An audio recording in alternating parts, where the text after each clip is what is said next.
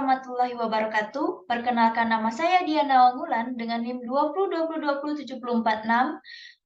Program Studi Pendidikan Biologi Fakultas Ilmu Tarbiyah dan Keguruan UIN Raden Patah Palembang.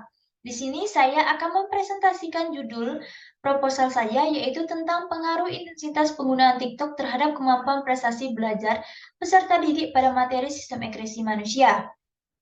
Adapun tujuan saya mempresentasikan proposal ini yaitu untuk memenuhi tugas akhir semester pada mata kuliah metodologi penelitian pendidikan dengan dosen pengampunya yaitu Ibu Dr. Yulia Trisamiha, MPD. Langsung saja.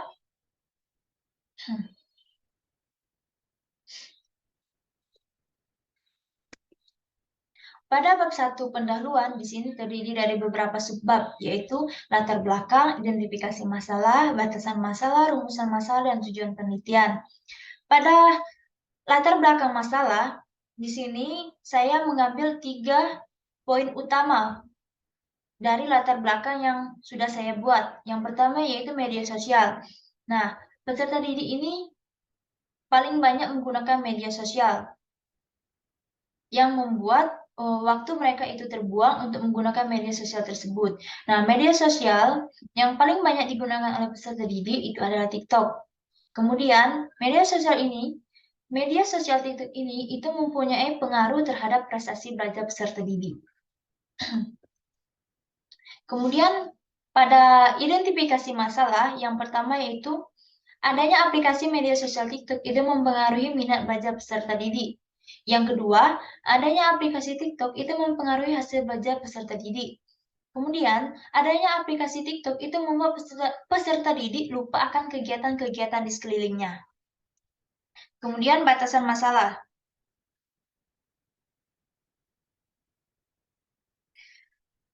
Batasan masalah yang dibuat peneliti ini digunakan untuk menghindari adanya penyimpangan maupun pelebaran pokok masalah agar penelitian ini itu lebih terarah dan memudahkan dalam pembahasan sehingga tujuan penelitian itu akan tercapai. Nah, pada batasan masalah di sini yang pertama yaitu ruang lingkup media sosial pada aplikasi TikTok.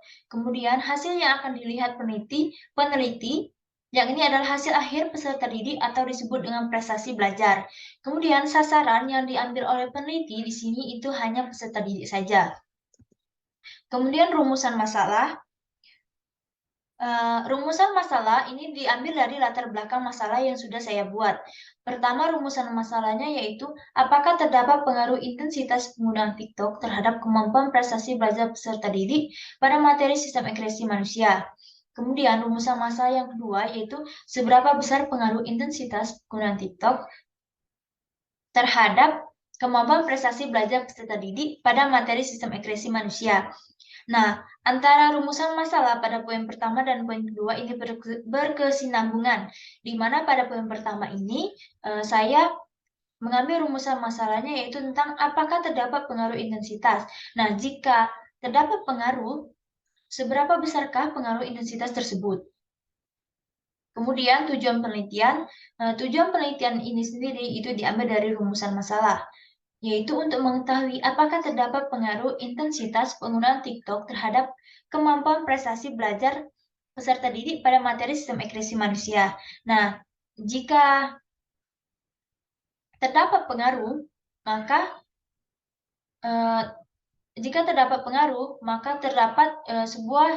seberapa besarkah pengaruh intensitas penggunaan TikTok terhadap kemampuan prestasi belajar peserta didik pada materi sistem ekspresi manusia.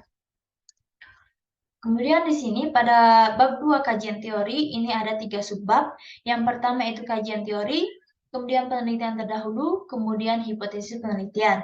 Nah, pada kajian teori di sini saya mengambil 3 poin penting, yaitu tentang media sosial, TikTok, dan prestasi belajar. Nah, untuk media sosial itu adalah sebuah media web yang memungkinkan klien untuk memperkenalkan diri dan bergaul, berpartisipasi, berbagi, berbicara dengan klien yang berbeda dan menyusun sekuritas sosial virtual. Kemudian, media sosial yang saya ambil yaitu tentang TikTok. Nah, TikTok adalah aplikasi pembuatan video pendek dengan didukung musik yang sangat digemari oleh orang banyak, termasuk orang dewasa dan anak-anak di bawah umur. Nah, media sosial TikTok ini sendiri tentu mempengaruhi prestasi belajar peserta didik. Prestasi belajar peserta didik itu adalah sebuah hasil dari berbagai aktivitas belajar yang dilakukan setiap orang dalam jangka waktu yang telah ditentukan. Kemudian pada sebab selanjutnya itu tentang penelitian terdahulu. Di sini saya mengambil 3 penelitian terdahulu. Yang pertama itu Wisnu Nugroho Aji pada tahun 2018. Judulnya yaitu tentang aplikasi TikTok sebagai media pembelajaran bahasa dan sastra Indonesia. Hasil penelitian ini itu menunjukkan bahwa aplikasi TikTok itu bersama dengan penggunaan metode dan teknik yang tepat itu dapat dimanfaatkan sebagai media pembelajaran yang interaktif untuk pembelajaran bahasa dan sastra Indonesia. Kemudian, Bagus Priambodo itu pada tahun 2018, judulnya itu tentang mengaruh TikTok terhadap kreativitas remaja Surabaya. Hasil penelitiannya yaitu menunjukkan bahwa aplikasi TikTok itu memiliki pengaruh sebesar 42,6% terhadap tingkat kreativitas remaja Surabaya. Nah, pada Rizka Marini, itu pada tahun 2019, judulnya yaitu tentang pengaruh media sosial TikTok terhadap prestasi belajar peserta didik itu di SMP Negeri 1 Gunung Sugi, Kabupaten Lampung Tengah. Nah, hasil penelitian ini itu menunjukkan terdapat pengaruh yang sangat signifikan antara media sosial TikTok dengan prestasi belajar di SMP Negeri 1 Gunung Sugi. Kemudian di sini pada hipotesis penelitian di sini yaitu ada H0 dan HA-nya, yaitu H0 itu tidak terdapat pengaruh intensitas penggunaan TikTok terhadap kemampuan prestasi belajar peserta didik pada materi sistem ekspresi manusia.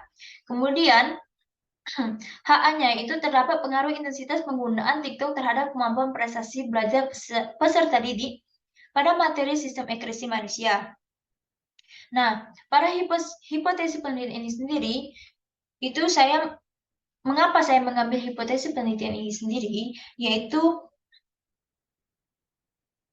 sebagai jawaban yang bersifat sementara terhadap permasalahan penelitian.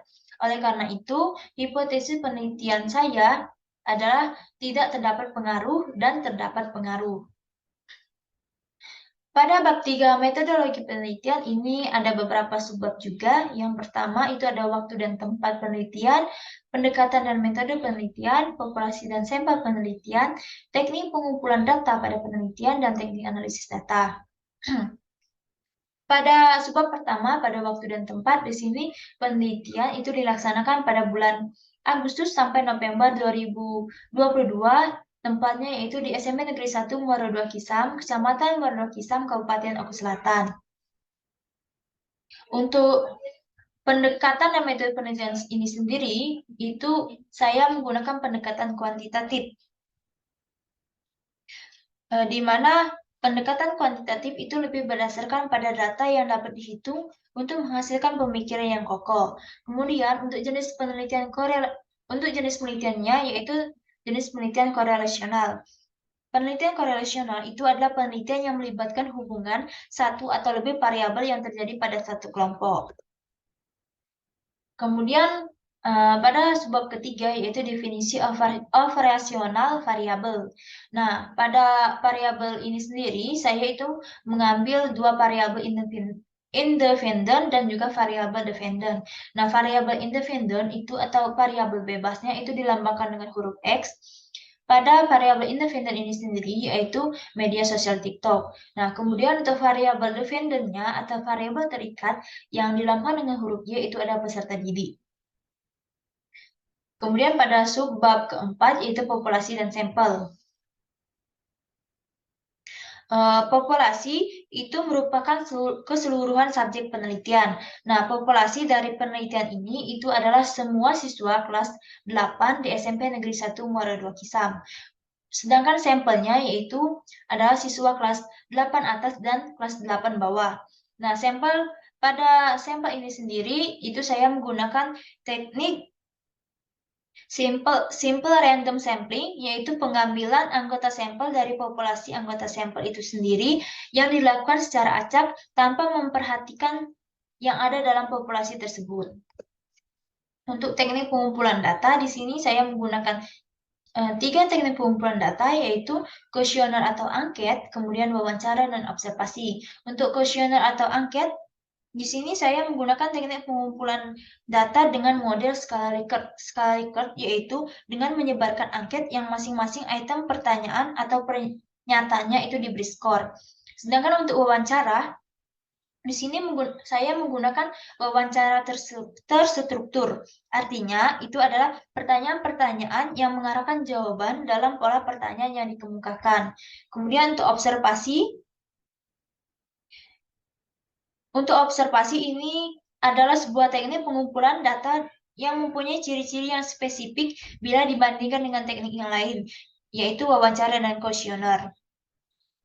Nah, jika wawancara dan kuesioner itu selalu berkomunikasi dengan orang, maka observasi ini tidak terbatas pada orang, tetapi juga pada objek-objek atau yang lainnya. Kemudian pada sebab terakhir, yaitu tentang teknik analisis data, di sini saya menggunakan 5 teknik analisis data. Yang pertama yaitu uji validitas. Uji validitas ini sendiri digunakan untuk mengukur signifikan atau valid tidaknya suatu kuesioner yang sudah saya buat tadi. Nah, suatu kuesioner itu dikatakan valid jika pertanyaan pada kuesioner mampu untuk mengungkapkan sesuatu yang akan diukur oleh kuesioner tersebut. Kemudian, untuk uji reliabilitas, di sini yaitu untuk mengetahui apakah pertanyaan atau pernyataan yang telah saya buat itu reliable atau tidak. Nah, kemudian untuk uji normalitas ini sendiri dilakukan untuk menguji apakah sampel penelitian itu tersebut berdistribusi normal atau tidak. Nah, dalam sebuah penelitian diperlukan data yang bervariasi normal. Bila data tidak normal, maka diperlukan statistik parametrik. Kemudian untuk uji linearitas itu saya gunakan agar dapat diketahui apakah terdapat hubungan antara variabel bebas dengan variabel terikat yang berbentuk linear atau tidak. Kemudian yang terakhir, untuk teknik analisa data dengan uji hipotesis, ini saya gunakan untuk mengetahui atau menguji apakah signifikan atau tidaknya hubungan dua variabel tersebut. Nah, untuk uji hipotesis ini sendiri itu terdapat uji statistik regresi sederhana atau yang biasa kita sebut dengan uji T. Baiklah, itu saja presentasi proposal saya tadi. Jika ada salah kata, saya mohon maaf. Pada Allah saya mohon ampun.